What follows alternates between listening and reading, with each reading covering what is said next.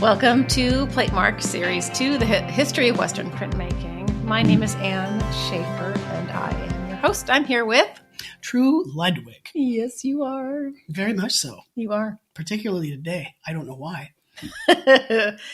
Yeah, so today we are shooting up to the Italians. We're rather down because we were in the north before. Now we're going to try and come into the Italian zone. Yeah. With our history of Western prints. Well, yeah, so the Western prints encompass sort of in the beginning, encompass Northern Renaissance and Southern Renaissance. And so it's a story of two, it's like two stories. And that's the way I always couched it. And it's really incredibly Eurocentric, yes. And it's incredibly Christian based. Yes. If you think about what the plight of the Jews has been throughout this whole thing, and of course the Christian church doing whatever it could do to stamp out any heretical or antithetical thinking. Right.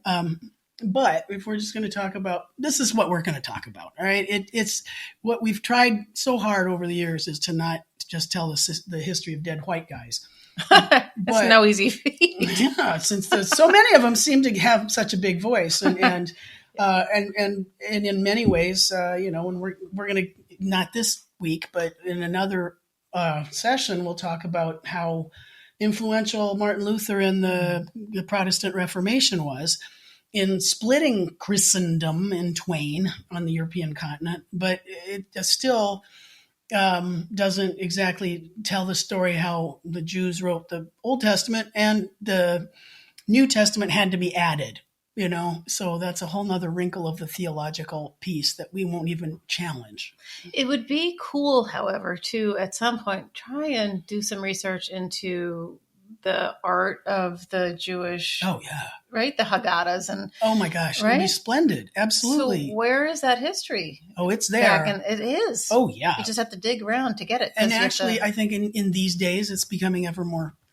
Yes. It's easier to become a buy it, and there was a course in Jewish art from Moses to modernity at Micah 100 years ago, which could certainly be resurrected. God, who taught that? Somebody that was only there for like 5 minutes until they went on and had a career at a different school. They were a younger person, and it's like we have Muslim, Islamic art and architecture, which was only really added about 10 years ago to the whole canon. I mean, I'm still wishing I could teach Pop-Eyed Plus. I'd like to discuss pop art. I'd love to do just the Italian Ren in terms of, Italian Baroque. Oh, yeah. Because that's where I'm sorry, folks, that's where all the flaming thigh sweats are. I mean, that's where all the meat and potatoes really start getting served up, to try and get people involved in the, shall we say, Catholic Church. But that's the way that art history was being taught. Let's be honest, when you and I were coming up, right, that's how it was taught. Yeah, for sure. And what we're doing is trying to recognize the fact that we are very much doing a Eurocentric view, and we probably won't be able to bring in much that is even tolerated, if you will, from any other culture, because Europe wasn't looking to anything else really until the 19th century, when the Japanese.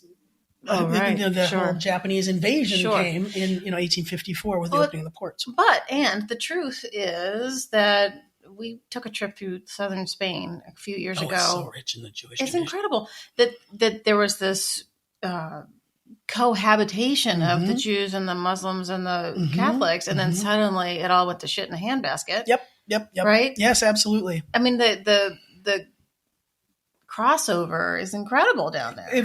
Yes, absolutely. And, even just to look at road signs that are in 3 different languages, and to realize that the Cordoba, you've got that magnificent you've got mosques, and you've got the temples. Is it Cordoba where the cathedral is built inside the arches of the striped arches? It's just amazing to see this one group of people absorbing another. Well, I mean, one could say it's also the case if we were talking about, let's say, it was in Egypt where there was a mosque that was built right in the middle of one of those old the Egyptian temples. Is that right? Uh-huh. Oh, gosh. And, I mean, I don't want to get way out of my own depth, but it's interesting to see. Well, think about the Hagia Sophia. Yes. And that's ping and pong back and forth between I've always wanted to go see it. Well, okay, so that's on. It's on our list. I refuse to say bucket list. It's on my punch list because I'm not planning on checking out anytime soon, but it'd be pretty wonderful to see that. No, I do want to see that. Yeah, there are a couple, and of course we know we have to go to Mecca, which means we're going to Nuremberg to see Albrecht Dürer's house. Yes, because that is indeed so many things. I think that you guys should follow along and make your own list, and then at the end we should compare notes and actually tell us, what else we should go do and talk about or learn about, because the things you've seen and the things you've experienced. Oh my gosh! Yeah. So today, wait, before we go there, we should do our thing. Oh, our thing, our positionality. Our positionality thing. We've already reminded you that we're doing Western printmaking, which doesn't really allow for much more than the Catholic tradition until Luther. And then it allows for the Protestant and the Catholic tradition. It allows for something that's really adjacent. So, but also to remind folks about where we come from.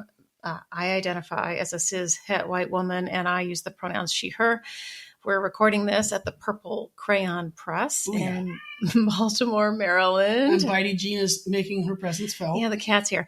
The home of the Piscataway Conoy people. Oh, sorry about that. And Bitey Jean, too. And I'm True Ludwig, a trans gay white man who grew up in the Midwest as opposed to here on the East Coast.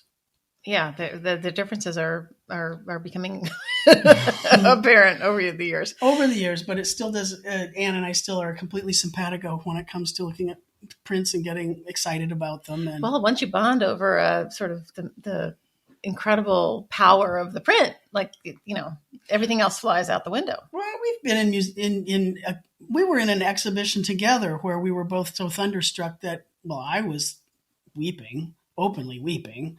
Charles White and MoMA. Oh my God. That, we've seen some pretty remarkable things together. Oh yeah. No, chills. That just shook me right to my core. It was everything that I was raised with, Harry Belafonte and that was such a remarkable time. That was good. It was so good. Yeah. Charles White, people. We're going to talk about him later. African-American artist of some amazing abilities. Yes. That's a little far off course for right now. Yeah, so we're going to circle back to the Italians. Let's take a micro break, and when we come back, we will start in on the Italians.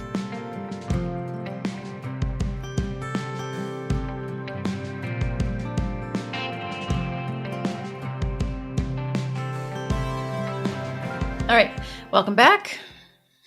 Yeah, hi there. Hi there. I'm still here. Hi there, ho there, hey there. I didn't go anywhere, but we're back. We are back. So we're trying to help everyone understand what's happening in Italy at the time that Dürer is doing all of his cool stuff. And okay, so setting the stage, this is what I try to say when I'm talking to students in the classroom. We're doing a survey, and a survey is a very large, broad view, and so we'll essentially be going at a high rate of speed, going pew pew pew across the waves, the wave tops, as opposed to digging down into the troughs of some areas. We're skipping stones, kind of and I in no way claim to have encyclopedic knowledge of Italian printmaking, but there are things that Anne and I have shared with hundreds of students over the years is kind of what we're going to try to share with you today. And it's kind of problematic also because it's kind of doubles back on itself sometimes, because we want to be able to talk about the woodcut tradition briefly, because the Italians aren't all about that in a huge way, not like the folks in the north. Takes them a while, yeah. And they didn't get to engraving until about 10 years after our friends in the north, which I find intriguing. Yeah. But it's also that when we're talking about these kinds of things, the divisions, that's not even divisions. They're these, and they're not even duality. They are dualities. They're not polarities, but if we find it's messy. Life is messy. Life is fun. That's what you discover when you're our age. And we tap the computer and tell it to wake back up.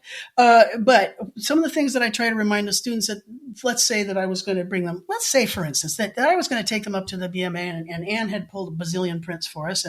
And I had given them the magic handout for the day. And I would say to them, as we look through these things, I want you to consider who the client was, What is the subject matter of the image? What is perhaps the intention or the reason for that image existing? Is it narrative? Is it propaganda? Is it both? What is the quality of the drawing? Is it some very highly skilled peintre gravure, or is it a much simpler kind of an image? And who is it supposed to appeal to? One of the things that we will definitely try to tackle today would be the difference between autographic prints and reproductive prints. The autographic print sounds, as it should, like your autograph, if you can still write cursive. If you're an older person like us, you could write in cursive. That would be your autograph, the thing that signs your name. When you think autographically, it is by your own hand. And it's the way of creating an image that really literally flows from the hand itself. When we're talking about reproductive prints, that means that we've found ourselves a great engraver, almost exclusively an engraver, sometimes a woodcutter, who will take an image that was created by another person, an artist, and they will give life to it, but that they are reproducing an existing, let's say, painting or a drawing or even a sculpture. And that is something that really was a technique that was put on the map by an Italian for sure. And that was Marcantonio Raimondi. Marcantonio. Raimondi. And I always try to point out that, does he sound German? Marcantonio Raimondi. I don't think so. And this always brings up for me, when you're a cataloger in a print department, he gets filed under Marcantonio, not Raimondi. What? Yeah. Like okay. Lucas van Leyden, he's under Lucas. Leonardo da Vinci is under Leonardo. Correct. So there's this whole thing. And Rembrandt is under Rembrandt, not Van Rijn. Right. Right. Because they were known as the first name, and their last names are basically saying they're from this town. So Michelangelo Buonarroti or True from Des Moines. Right. Exactly. Right. Which is such a weird thing, because there's only a few artists that are noted that way. Well, I mean, Michelangelo gets to be Cher. Yeah. Prince. Right. Raphael. It's just always funny, because I'm always like, it's Marcantonio. It's Leonardo. It's not Da Vinci. Don't call him Da Vinci. Anyway. But you also then have, if it's a reproductive print, then whose art is it? Is it the person, the Reiser, the person that drew it, or is it the person that is transcribing their image? And so when we talk about an autographic print, that is made by the peintre graveur, that nice Frenchy sounding word, which is someone who is both a painter and a printmaker. It's literally coming from the artist's own hand, as opposed to an image that is emulating or reproducing something that the artist, hush up, I'm talking computer now. I've been talking computer all day. My apologies. It happens. A lot. And usually it has a lot of 4-letter words associated with it. And the other duality, let us say, is that when we'll basically touch on it, the Reformation, the Protestant Reformation that our boy Martin Luther kicks off in 1517 when he posts his 95 objections to the Catholic Church on the door of the Wittenberg Cathedral. But we have to talk about the Protestant versus the Catholic Church and the Catholic Counter-Reformation.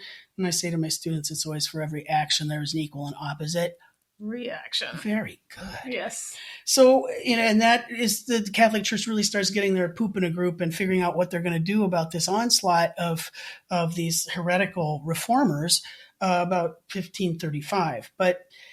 And back in the day, I used to think about it, how it was the difference between PC people and Mac people, or I won't say Republicans and Democrats. That'd be too partisan. Let's not go there. No. But, or it was also between LP and CD way back in the day. Yeah. Maybe before I met you. However, the Data other and VHS. Oh dear God!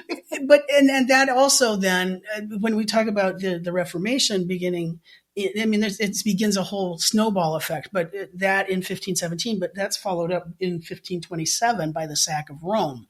So that's this double whammy that was dealt to the seat of Christendom, to the seat of the papacy. Rome was really under siege. So the sack of Rome in 1527 really causes this group of people. We'll get to that in terms of having the armies, the German mercenaries that were hired by Charles V of Spain, one of the most Catholic of kings, to go in and take care of Rome because it had gotten so far out of control. It wasn't Catholic enough anymore. Is this the Spanish Inquisition? That's all becomes part of the Catholic Counter-Reformation. You invent that when you need to put people down. Oh, I can't. I was raised Catholic. Were you really? I forget that. I know. Well, but you changed your stripes here and there too. Well, yes. There was a Methodist interregnum in there too. We joined the Unitarian Church. Oh, my bad. 10, yeah. Okay. But when I start reading about the Catholic, I just can't. Well, but see, that's not entirely fair to the folks that practice a faith, which is still one of the most heavily. And hey, come on, Papa Frankie. Pope Francis, doing a fine job, Yeah. It's not just one person that's doing it, and the church is not a monolithic thing. I understand. I feel like I have a brother who went back to the Catholic Church, which shocked out of me. And he probably would admit to me that he's a cafeteria Catholic, that he loves the music, he loves the sort of pomp, the circumstance, the spectacle. Really? Yes. Oh. Yeah, and in fact, he for the last 15 years has been the director of the music program at his church. Which is this in Texas? Is this Ren? My brother. Hello, Ren. My brother Ren. It's not Stimpy. No. Oh, sorry. No, Tim is not. Tim is. I think he's gone into I think it's Episcopalian church. Okay. Well, but see, that's just Catholic light. Yeah, exactly. And I have to say that when the kids were little, we were going to the Unitarian church, but we started going to the Church of Baseball. Of course. It took up way too much time on Sunday, and we just couldn't do both. Well, I've appreciated your proselytizing all these years, and I have to say that the one that you follow, this Alex Shafer, is really worth watching. Yeah. It's been a great voyage. Well, okay. So we have that bit. I've never heard cafeteria Catholic. Cafeteria, before. You pick what you like, and you leave the rest, all the bad crap. Stuff, the things we don't care for, like the peas. You just don't take the peas. Yes, the young boys and the... Or as my sister, shush your mouth. As my sister said when she was forced to give the prayer in our Presbyterian church when I was growing up, and she said, and God bless the ladies that made this meal, and God bless the peas, even though some of us don't care for them, and God... Because, we all bring something to the table at some point. The other thing that we will have to address in our Urzat's view of the Italian chunk of the history of prints, the beginning of it, is how we develop from the Renaissance into the International Mannerist phase, which is very interesting because we go from Italian artists rediscovering their Greco-Roman roots and the beauty of the human body, unclad, yes, the not naked body, but the nude body, and resurrecting mythology, and having all of those things become useful and interesting ways to create images. But then, really, I connect the International Mannerist phase, the Mannerist style, to essentially it kicks in right about when Rome is sacked. Oh. And I have a way of thinking about that because, well, we'll get to that too. And then the last one is the difference between the freedom of the artist to create whatever it is that they wish, or whatever is prescribed or is not censored by the powers that be, the PTBs, because that's a big issue. And as we start thinking about who the client is and what the intended image is, and is it a sacred image or is it a secular image? These are all fascinating things. And History of Prints, if anything else, is visual communication. It is just a way of getting information out to a broader audience and far more easily shared, and in some respects almost dangerous compared to a single fabulous painting or a singular magnificent sculpture. Well, that's the best part about prints, right? They're interwoven with the actual history, not just the history that your patron wants you to absolutely put forward. Exactly. Thank you, Goya. We'll get to him too, because it's like, hey, how can you do both? And live. That's the part that's the most exciting. It is. So, when we started talking about the Northern Renaissance, we essentially cut right to Albrecht Dürer's like, here, skip over the foothills. Just go right to the mountaintop. Boom, there you go. Yeah, isn't the view great from up here? We did skip over Schongauer and yes and no. But because there's a whole leading up to it, just the idea of really cities getting involved in the manufacture of paper, and you have to have a place to create that. And then the idea of having skilled enough artists, well, let us say artisans, to create the image. And we had talked about how the concept of intaglio, etching or engraving, had come from the armorer's craft. Specifically, etching had come from that, and engraving coming from the goldsmith's craft. And then the idea of woodcut, each of those having their own sort of socio-political realm as well. But when we think about printmaking and we're talking about Italy, if we were going to go back to our great leader, Linda Holtz, History of the Print in the Western World. We've got to find her and bring her on. We do, actually. Yes, I was looking at her sweet little picture on the sleeve of my 1996 book and wondering how she's doing. I literally thought that today when I was. Oh, funny. We got to find her. Okay, we do. Okay. All right. Point made. Ooh, that would be I get to be a part of that interview. Of course. So, Ms. Holtz, Dr. Holtz, how's it going? Thank you for writing that book, which gave me Anne. Really. So what we do when we go to the Baltimore Museum of Art is try to find something of comparable times from the north. And I always put the Alps as the big divider between the north and the south. But what we would do, we usually start with something, one of if not the oldest print in the Baltimore Museum's collection is by Master E.S., and it's a figure of St. Matthias, St. Matthew, and it was engraved by Mr. E.S. Whatever his name was. Yes, I mean, and that's because he puts his initials on that. It still amazes me that no one's figured out who they are. Oh, come on. All the masters. Just the fact that they were ballsy enough to put their initials on something. I know. It all makes sense. But because at that point, they were still just craftspeople. They weren't necessarily respected, air quotes, artists. I mean, they're on the edge of, bringing something to a new way of being. And that in itself is an outgrowth of this new concept of the Renaissance. And I'm sure I've said the Renaissance had two children.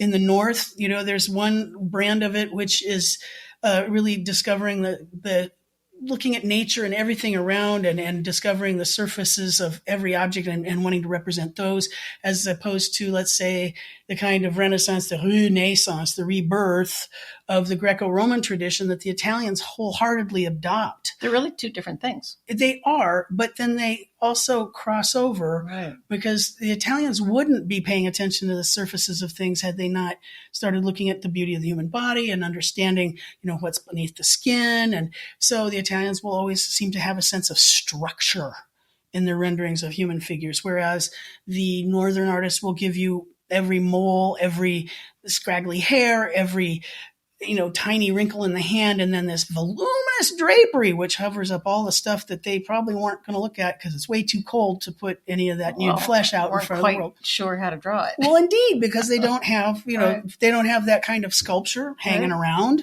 and the idea of Greco-Roman mythology and in the Germanic or the Frankish area is like, what? It's really interesting. I just continue to try and put myself in the position of being a maker of those days. It's like, follow the money. It's just like we're teaching our students now, entrepreneurship. What do you do? Where do you go? Who's got the money? Who wants to hire me? I like to draw. What do I do? Well, right now you become a tattoo artist. That's what Micah would hate me for saying that. Maryland Institute College of Art. I'm watching a lot of our students do it. Oh, yeah. And they're doing really, really well. Yes. Considering the fact that when you and I were growing up, tattoos were bad people. Yes. And Anne's looking at me wearing all this ink and going, you do wear a lot of ink. And it's not coming off. I'm fascinated by it. I just don't need it for myself. Of course not. But of course, my ink also corresponds to Prince. Right, of course. Like this John Martin that's up behind my ear. And the Dürer-esque Ouroboros on my elbow. Well, the point here, though, is that we would have started with the Master E.S. and his engraving of St. Matthias, and it would have been a singular saint, and he would have been holding a big old axe, and he would have this voluminous drapery, and he would be the with kind no setting. No, none it's whatsoever. Just it's like a playing card almost. Well, but that's how it started. Right. That was your patron saint. That's what you're going to have. You just needed the person on a piece of paper, nothing else. And he meant something, and he was the patron saint. And no context. The context would have been what he is protecting you from and whatnot. Now, if I don't want to go out on a limb too far here, but it might be, if I recall, he's holding an axe. It might be that he is a patron saint of carpenters, said with, I can't remember, but you can always cut that out. Look that up. And then what we would compare it with is one of the oldest Italian Renaissance prints that we had at the BMA, and that would have been by the master of the E series, Tarocci, which cracks me up because me too. It's a tarot. It's essentially a tarot card. It's not even a real tarot card deck, but it is a series of images that are all of similar size, and they essentially, well, it's a very arcane and lavish idea of these various stages of intellect and humanity. But the figure would have been in a diaphanous, flowing sort of a gown. It would also have zero context, no background whatsoever, and they're made at approximately the same time. Yeah, they're similar, really. Almost exactly the same time, but one has the characteristic high contrast, light and dark cross hatching, and the figure in the north would be a dark ink, and it would have cross hatching, and the figure looks sort of awkward and kind of standing like if you would stand like that, you would need to go to the chiropractor for sure. And the Italian figure was this woman who was wearing this lovely flowing gown, and it's just wafting behind her, and she moves with ease and grace as she carries whatever attribute it was she was carrying. We obviously don't have this in front of us, but perhaps Anne can scare one up for you. But it just shows how very different the approach to rendering a figure would be because of traditions, because of how much of the body was visible at any one time. And just one is completely secular and one is completely sacred. And that in itself, that doesn't mean that the Italian prints aren't going to be, there's not going to be tons of Christ, because of course there will be. But it's also fun. I would love to do more studies on how many images. Think about things like cards, playing cards, and any of those commonly used objects. They're all used up. They're gone. They got used and they disappeared. And so the things that were most commonly enjoyed are gone. Right. And so it's the most precious things that had survived in people's collections. Certainly by the end of the 15th century, people of means have created collections, and they've created these little caches of prints. But you always made the point in class that the way that they rendered the figure was different, but the cross hatching was totally distinct from the Southern tradition of parallel hatching. Indeed. Very good. Very good. So when we start talking about our next victim in just a moment, actually what we would do, the next thing to start showing the students the difference between the North and the South would be, we would show them, and you promise me you'll put this in the pictures. I will put it. Will be Martin Schongauer's Christ bearing the cross. And that's a fabulous engraving, which is like 11 by 16, almost 17 inches. It's huge. If you think about it, a huge piece of copper. And that's literally carved into the plate, and it's astonishing. And it's this panoramic view of people taunting Christ as he's dragging the cross all the way to the Mount Calvary. And it shows every stripe of humanity in their gnarly, nasty faces. And it has that lovely high contrast, light and dark shift that you expect to see in a Northern print. The very thing that would have gotten Albrecht Dürer totally stoked. And why would he have to walk, several hundred miles to go meet this guy, even though he was already dead when he got there? But we compare that to its parallel in the South, which was made by somebody named Antonio Pollaiuolo. Oh, one more time, Pollaiuolo. I was trying to teach my drawing students how to say Pollaiuolo, just like chiaroscuro, and they kept getting all freaked out about it. But it's okay. Pollaiuolo. Well, if you're hearing Pollaiuolo and you think that sounds like chicken, it's because Antonio Pollaiuolo was the son of a chicken. He dealt in like a chicken. Really? Yeah. His dad sold chickens on the blah, blah, blah. How would you be the son of a chicken purveyor and launch into a career as an artist? Hey, take a look around. There are people that... I mean, it's kind of astonishing that you could break free of your sort of chosen path based on heredity. Well, but think about it. Albrecht Dürer, he has a little stripe of talent. I mean, had to have some moxie to go. I appreciate the fact that you're saying that, because it's just to realize making these people into people. These aren't dusty artifacts. This is somebody who is the son of a chicken grower / seller, and he becomes a really important artist of his time. Now, he was not just a painter, he was also a sculptor. And what he was doing when he created, I'm not going to tell you the big comparison here, which would be the Battle of the 10 Naked Men. Now, they say naked. I don't think they're naked. I think they're way too busy to be naked. Oh, that's true. They're just guys with no clothes on that are fighting each other. And that's an enormous, it is enormous. horizontal engraving. And it's about the same size, maybe a titch bigger than the Schongauer. Oh, it is It's a good bit bigger. Yeah. And our impression at the BMA wasn't the best, but it certainly was. It still got the point across. Yes, it did. So when we compare the Pollaiuolo, can't have it all. We have it all. We have it. It's there. Right. It was enough to get the students to go, ooh. Yeah. You remembered that. Oh, the cooing was the best part. The cooing was the good part. Like, oh. Yeah. And eventually Anna and I. That's not fair. Or like, oh God, one of the last years I taught it, the guy would sit there and go, that's stupid. It was just too much to absorb. I adored that. Funny.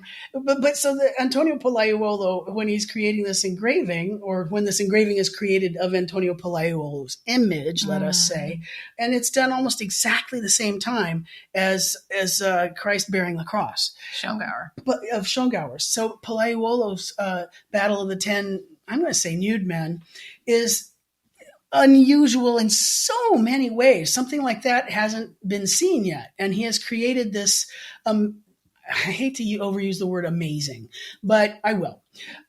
He's a painter.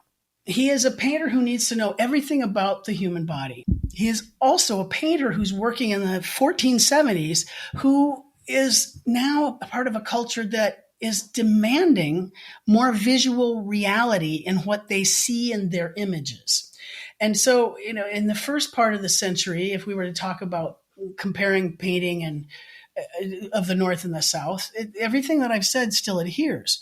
Masaccio would have been finding ways to organize a scene with linear perspective. He would have tried to show the crucified Christ and show the structure of his bones as he's hanging on the cross beneath his God the Father's outstretched hands. There would be a logic and a reason and an ordering to that composition. And all of these new ways of presenting an image that would be so compellingly believable to a viewer of a two-dimensional image was the goal of these Italian artists. Not in much the same way it was in the North, but with completely different outcomes. And let's also just reiterate the whole idea that you didn't come across images in your daily life at all. Not at all. And point made, Anne. Because, well, where would you find one? Well, and exactly. And so that's when I asked the students that, we're all poor. We go to church because we don't want to go to hell and burn in agony, because we've been trained to know that that's how you're going to end up if you don't adhere and don't break those commandments and so on and so forth. So not to put too much of a spin on it, but just this past week, I gave my students at Peabody their Renaissance quiz, and they had to compare a northern altarpiece to an Italian image. And in the north, they're looking at Jan van Eyck's Ghent Altarpiece, which is painted in oil paint, and it's brilliant, luminous colors. It's a polyptych. It's many all panels. Kinds of stuff going on. And it's got all kinds of layers of symbolism and fascinating things. And Adam and Eve, Jesus Lord. It's just unbelievably beautiful.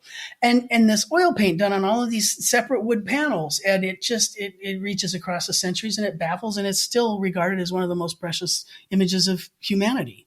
I mean, that's why Hitler was trying to steal it. Right. And I forget where they put it. Do you remember? In a salt cave. They went in a salt tunnel. Watch Monuments Men, you guys. Yeah. Great. Not often that you get to see handsome people playing art historians. So yay, George Clooney, yay. One of my professors at Williams was in Monuments Men. No way. Yeah. Chuck Parkhurst.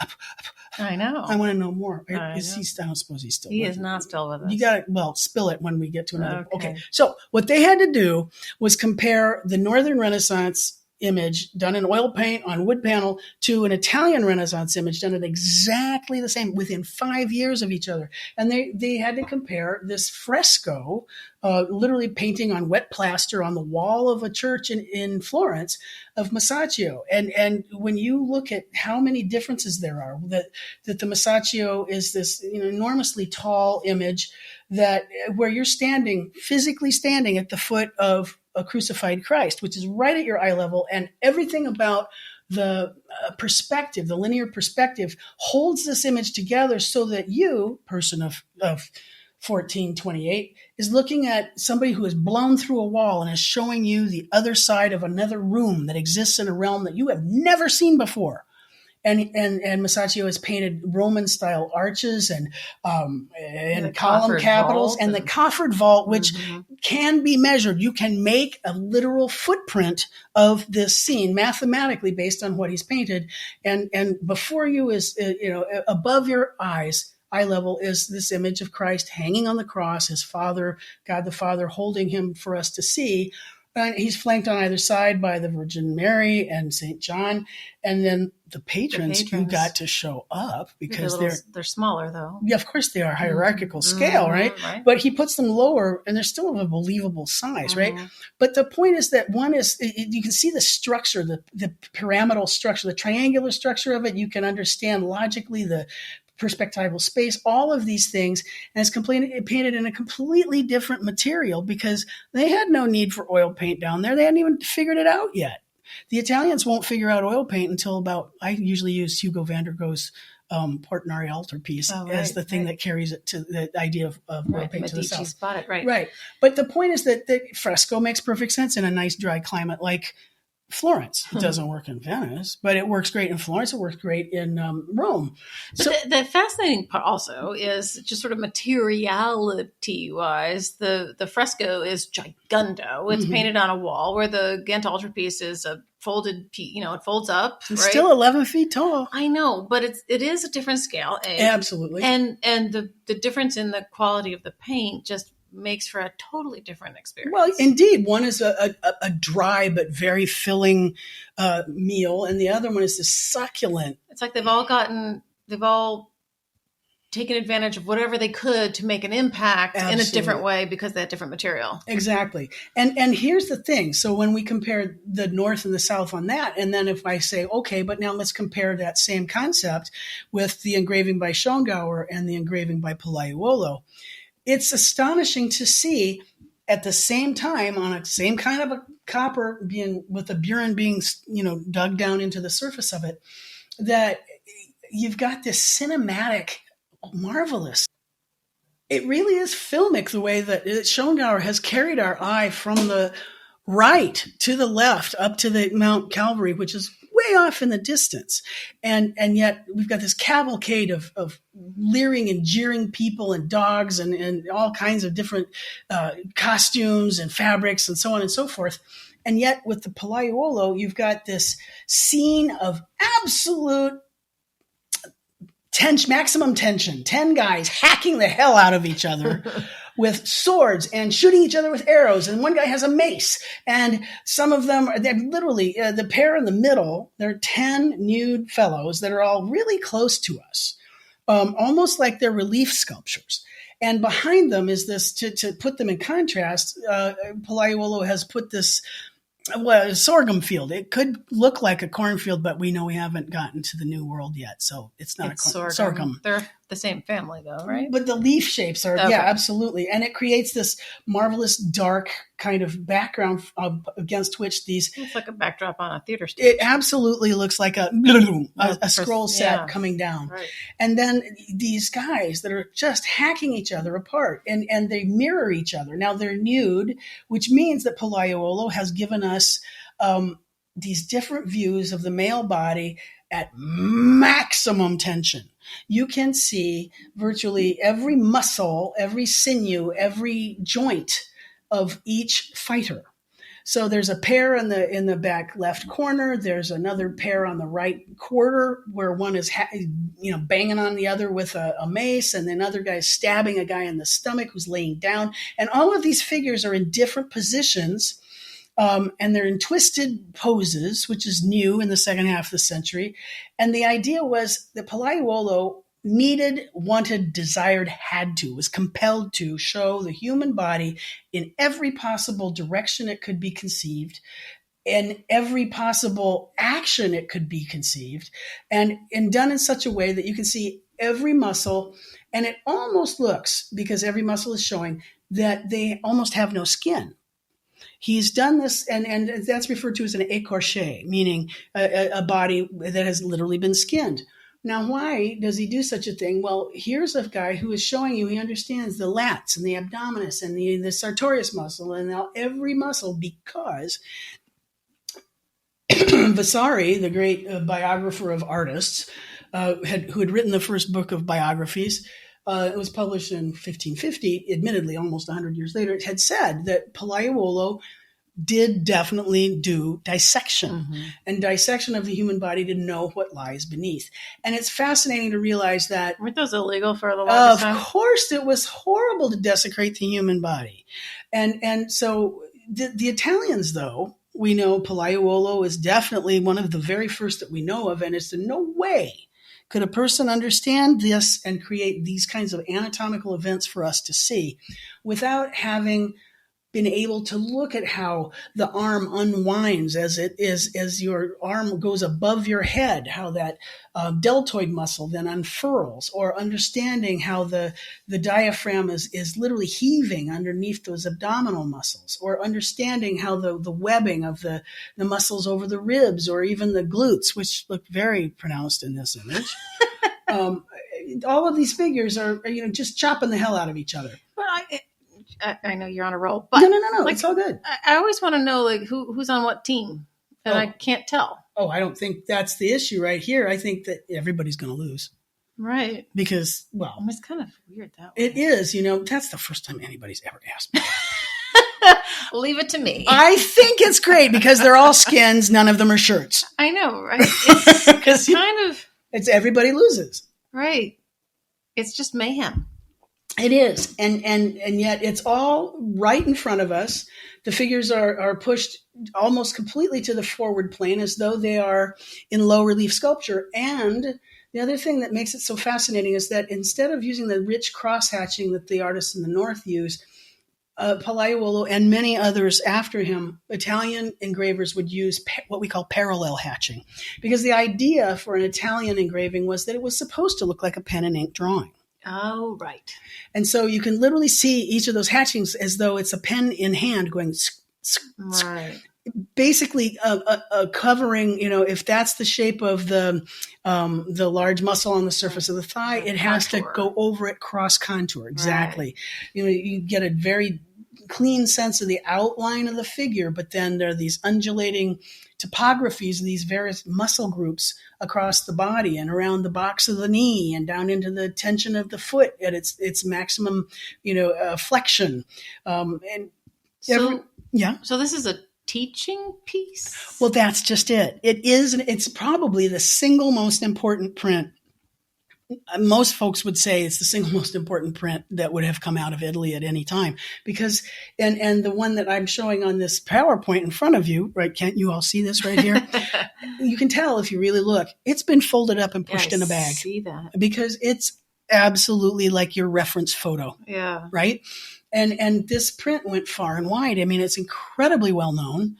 And it was then, and once it had been printed so many times, they went back in and they had to, strengthen the engraving.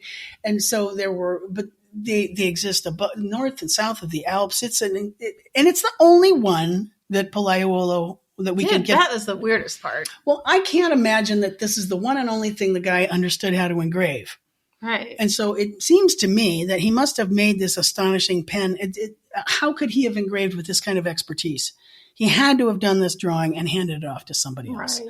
But this is the guy who does sculptures of grappling figures like Hercules and Antaeus, these great little 18-inch tall bronze statuettes that would be on your dining room table. Why Hercules and Antaeus? Because it's mythology. And when you do mythology, you can have nude figures or nearly nude figures. So there's Hercules, with nothing but his lion skin and a little bit of a, whisper of air, gripping Antaeus and holding him up off the earth to squeeze the life out of him. So that, this is another scene of maximal tension. And so it's this kind of study that would inform his paintings, that would inform his sculptures to make those figures so physically corporeal. The sense of them as an actual living, breathing body could have been actualized. So my question then is, before this, all through Greece and Rome and all of that we didn't have representations of this kind of active musculature until they uncovered the Laocoon. Well, that's not till 1506. But that's so close. We're so close. But here's the thing. So where did he? I mean, he just made it up. Well, in a way, it's really interesting when you start realizing that the artists and the people that want their art are starting to expect more and more truth to human bodies, truth to nature, truth to and that's we want to see ourselves in it. And humanism. Yeah. We want to see ourselves, and we use. In most cases, they use, in painting, certainly in Italy, they were using mythology as a way to make that happen, because you can have nude figures in mythology. You can have nude Venuses, and you can have in Christianity, you can have Adam and Eve, and the nudity is nakedity because their shame is manifest, right? And that whole need to look at the body, it was shamed. It was literally, you want to talk about shaming? That's the Christian church shaming everything about you, little vile, sinful flesh puppet. You don't look at a body, cover it up with fabric. That's and so as the Italians in the early part of the Renaissance really start discovering themselves, and certainly by mid-century are really discovering it. That's the issue of another thing that makes that so fascinating is when Constantinople falls to the Turks in 1453. And Constantinople had a population of 1 million. Well, all of those scholars, all those bright guys, those intellects, it's like, it's really fucking scary here. What are we going to do? They bail because the Constantinople's fallen. So many of their best scholars end up in Florence. There's paintings of Lorenzo the Magnificent, Il Magnifico, sitting with these scholars all around him. And the court of the Medici in Florence adored this mythology. That was something, that's why they commissioned Botticelli to do the Primavera, to do the Birth of Venus, because they loved mythology, because there were lessons in that mythology that could be useful. And then they figured out this new technique that they called Neoplatonism, to be able to use those truths that were held and understood by the Greek philosophers, and yet be able to merge it really conveniently with Christianity. And so you could have things like the Birth of Venus, that Botticelli painting, her wafting in on her little clamshell from the sea, and her nude body stood for the Christian soul. What? The purity of the Christian soul. Okay, Savannah Roll. Kidding. No, I kid you not. Hey, man, if you have the money and you have the intellect, so conflicted. You should be. Jesus. But that's okay. So that's where put Pollaiuolo back in the center of that by that second, third quarter and fourth quarter of the 1400s, where the folks are just, ooh, yeah, we want to look at some really great stuff. Well, that puts you right in the hotbed of the Italian Renaissance, right? The rebirth of that love of things Greco-Roman. And, the Italians have a much different way of approaching. They're interested, like I mentioned earlier, they're interested in engraving because they expect it to replicate the idea of a pen and ink drawing. There's a rarefied quality to it. It corresponds. Was it hand of the artist too? Yes. And as we move further into the High Renaissance, let's say, the hand of the artist starts gaining so much currency That's the thing that Dürer was like, shit, man, those guys down, they're like being treated really well. Right. So the difference when the hand of the artist starts becoming really important, that just reminded me last time when we were talking about Dürer, he said something that was describing the differences. By the time he was down there, down in Italy, and he's done, leading into his second trip to Italy, he has discovered, he says, when he is in Italy, he says, here I am a gentleman, at home a parasite. And the idea of artistic genius is really gathering currency. And certainly by the time Dürer is down in Italy for the second time, like 1505, 1507, you're in the absolute throes of the high Renaissance. You're in Ninja Turtle territory. You are in Leonardo da Vinci at high tilt. He's just done the Mona Lisa, and you're at Raphael, and you're doing Michelangelo. My God, he's just about to start the Sistine ceiling. The cult of genius and the idea of the artist as a very rare soul with an incredible intellect who is able to understand all of those theories from the past, and they're very well read, and they understand the stories of the Bible, and they understand what their traditions are, but it's also their prerogative to take from the past and yet take that old story and make it their own and still get it across. And that genius, that idea of that, is so phenomenally important. It's something I also have my music students love this particular question. The difference in Italy in terms of the importance of drawing and the idea of how you invent a composition, the disegno, the ability to draw it, was held incredibly high. That's why, as we talk about Marcantonio Raimondi, the idea of Raphael being Mr. Golden Child and wanting to show off his drawings, and the drawings themselves were coveted. Disegno and the invenzione, their ability to come up with these new kinds of compositions that are marvelous, but they bring all of these things together, the past and the current and the desires and the need to have the physical body and the, convincingly rendering space. I mean, all of these things that isn't really being considered up north. Well, and also I think it's always hard for us to remember that these sort of dynamic compositions had never really been put forward. Never there. Like they were inventing the car. Yeah. I mean, it was something that had never been there. Right. I mean, they had absolutely no idea. We're so used to seeing these things, but imagine being the guy that scales the scaffolding and paints the Sistine ceiling with 300 figures for 4 years. First of all, you have to figure out how to build a scaffolding that goes all the way up there that doesn't use up all the wood that needs to be used for the war that's waging outside. And then you have to figure out how to make those figures fit the ceiling. And it's an immense scale that can be read from the ground. Well, that's the thing. Read from the ground is the key there. Right? Yes. And not in just linear perspective, but in physical perspective, understanding the anatomy of the human body underneath so that it can be read from deep below, but it's also wrapping around in these strange spaces. That's all coming back to what Pollaiuolo is showing us for the first time in that particular image of the Battle of the Ten Nude Men. That's that discovery of, this is what the body can do. It's the first, it's like going to the gym and seeing everybody at the moment when they have just done, is it the clean and then the jerk, when they've just gotten the jerk and it's like, right above their head, right before they go, and they drop the weight. Right. Every one of these figures is an absolute peak performance, but they're also locked in space. They're not going to be able to move forward. But it's the first time we've ever seen anything like this. Right. And they're unbelievably accurate. They really are unbelievably accurate. There's no way you could know that without peeking under the surface. Think about that. It is amazing. And there it is on a piece of paper, which can travel. Right. And you can engrave, you print it and you print it and it's starting to wear out. Anatomy handbook. Right? Absolutely. And hell, I don't want those in a heartbeat.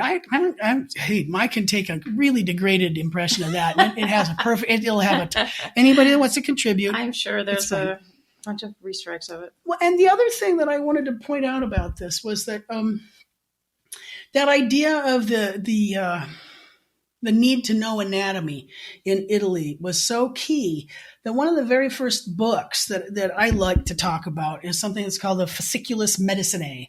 It was written supposedly by Johannes de Kethem, who's a German, but it was published in Venice. And Venice had a magnificent printing. Think about it. Gutenberg is like, "Woo! I made the Bible, yay!" And there were so many great printing. It spreads really fast. Oh, indeed, right?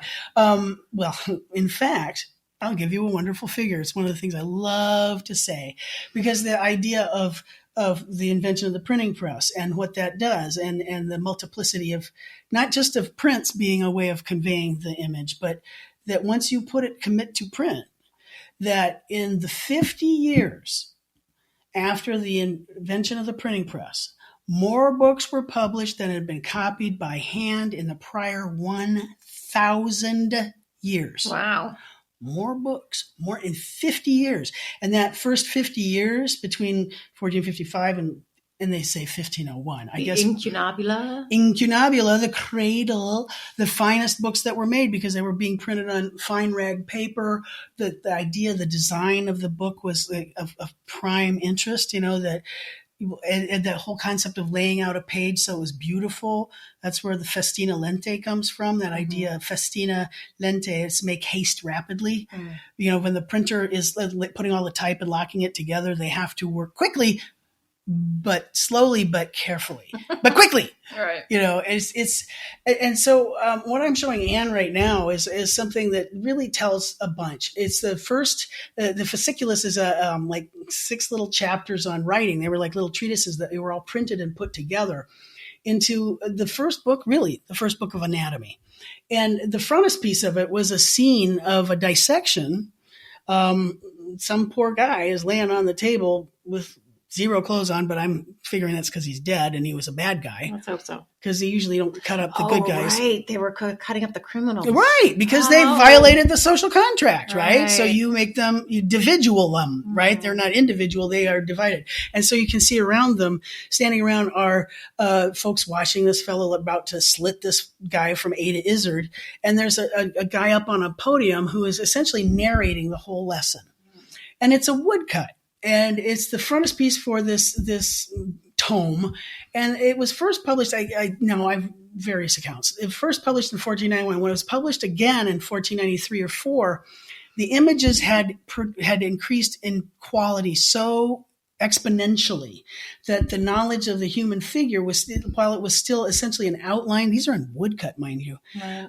But it was like they had like the anatomy of the wounded man, the diseased man, a pregnant woman, the zodiac man, a whole map of the veins, so that phlebotomists would know where to go for bloodletting, and of the urine trad, the whole system, right? Yeah, and it's very interesting to see how actually, like in the image I'm showing you here, it's the wound guy. There's this poor figure that's standing there in contrapposto, an outline of a Renaissance standing figure, and he's got a dagger going into him, and he's got like a hammer into his head, and something's jabbed into his eye, and something's hacking on his leg, and there's a sword going into his side, and there's all of this text laid out perfectly around with little arrows, like, and here's how you treat this, and this is what you do to fix that, and it's a kind of a how to fix it book.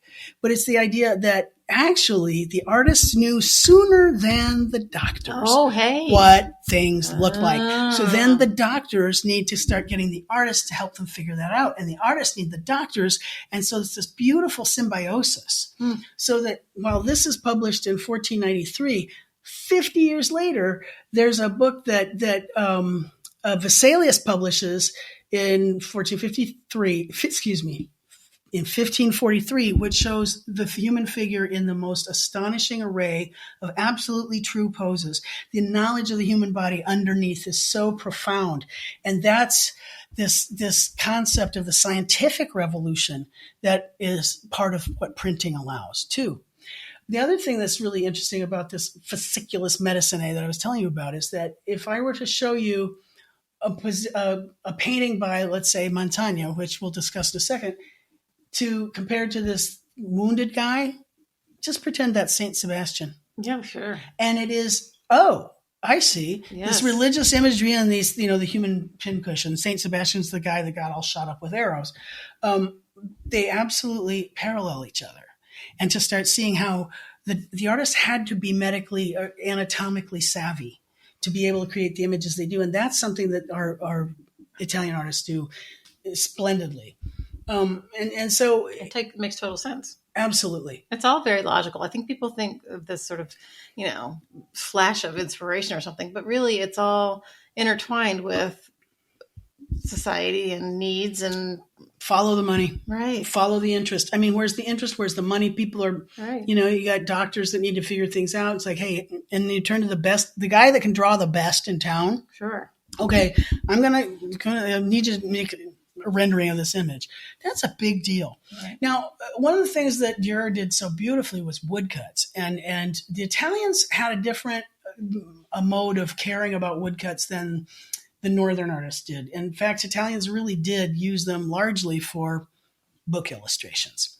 When they did, they were exquisite. And one of the most beautiful books ever published, is still considered one of the most beautiful books ever published, was the Hypnerotomachia Polyphili, which was published in Venice in 1499. And Anne's going, what the hell are you talking about? I don't think I can say that. Well, Hypnerotomachia Polyphili. Hypnerotomachia Polyphili. Okay. And I make them say it in class to get them right. to wake it's up. like Pollaiuolo. Chiaro scuro.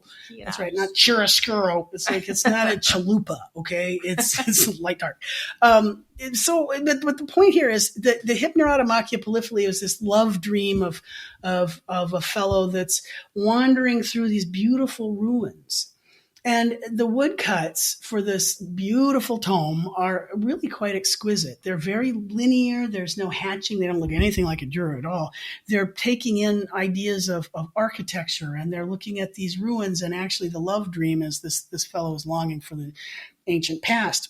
But if we were to compare a page from the Hypnerotomachia to the Nuremberg Chronicle, they're only 6 years apart. One's published in Nuremberg, one's published in Venice. Do those look like even the same books at all? No. Wow. I mean, so which looks old and which looks new?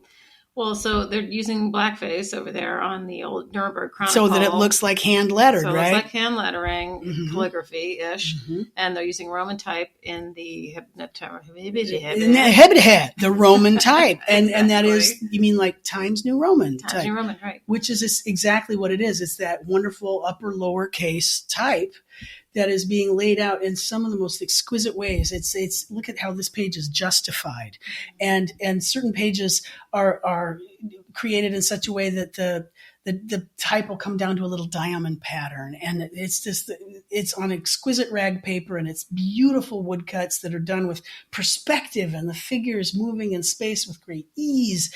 And comparing these to the northern books, it just, one seems incredibly medieval. Mm-hmm. And one seems incredibly new, right? Like a new statement, a rebirth of something that it's a totally new territory, right?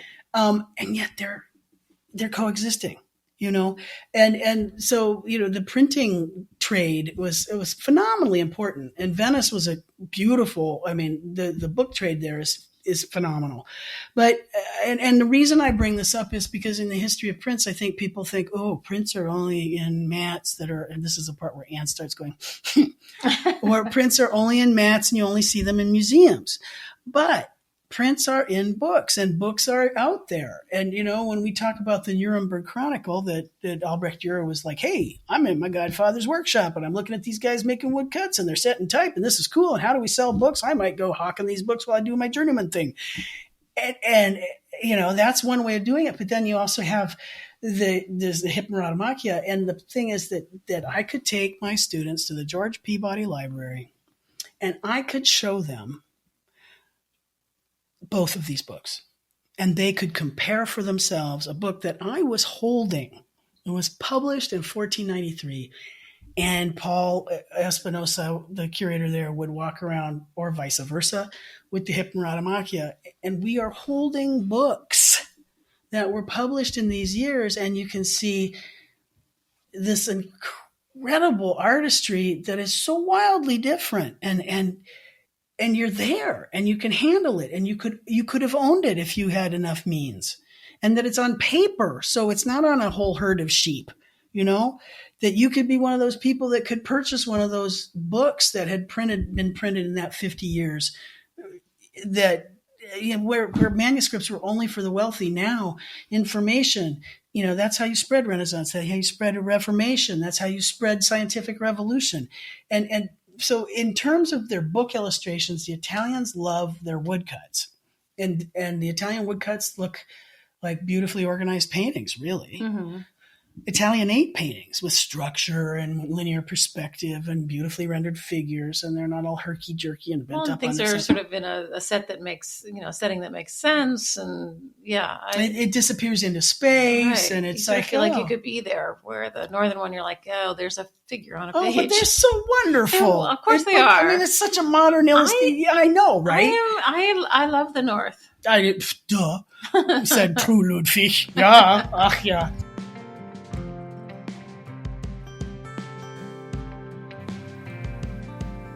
Hey everybody, it's Anne. I'm cutting True off right there. As usual, we went way, way, way over talking about the Italians, so I'm going to cut it off at 1 hour and 4 minutes. I think that's plenty, don't you? So that's going to be part 1 of the Italians, and we will swing back around to them and conclude them in the next episode. Thank you so much for joining us here at Platemark, Series 2, The History of Western Printmaking. The show is produced by me and Shafer, and I am joined by the incredible True Ludwig. We'd also like to send a special thank you to Michael Diamond for the use of his original music. The images that we talk about in all of these episodes, well, you probably know this already, but I am loading them all up to the show notes, which is on my website. You can get there 2 ways, one via AnneShafer.com, or you can go through PlatemarkPodcast.com. But the pictures are there for you, and which, of course, I think helps a lot when you're talking about visual things in an audio format. Other than that, we will see you next time.